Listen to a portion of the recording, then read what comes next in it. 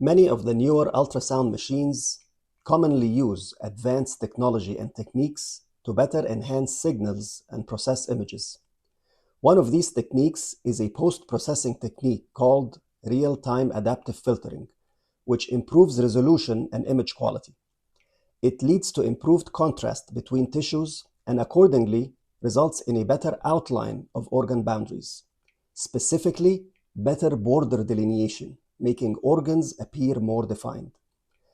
This higher definition of organ boundaries can lead to the formation of a non-anatomic artifact that appears as a hypoechoic outline seen adjacent to the inferior tip of the liver and spleen. This artifact may fool clinicians to think of it as being free fluid. This feature is called the Lipliner sign, which is a novel mimic of hemoperitoneum that has recently been described in literature. While this represents a simple feature resulting from the higher defined outline of an organ, it is important to recognize and differentiate it from actual free fluid to avoid a false positive fast exam.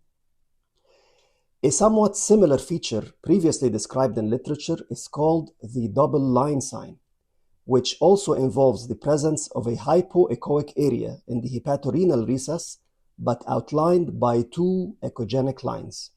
These two echogenic lines represent the fascial planes surrounding the kidney, and the hypoechoic area represents the perinephric fat that lies in between. Now, you don't want to confuse these two features with actual free fluid in the hepatorenal or splenorenal recess. Free fluid tends to be wedge-shaped and decreases in width as fluid dissects into the dependent tissue planes.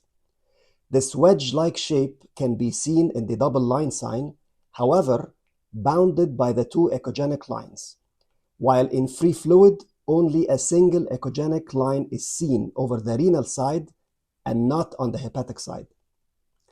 So in summary, the Lipliner sign is an artifact and appears as a simple linear feature. The double line sign represents perinephric fat, can be wedge-shaped, and features two echogenic lines.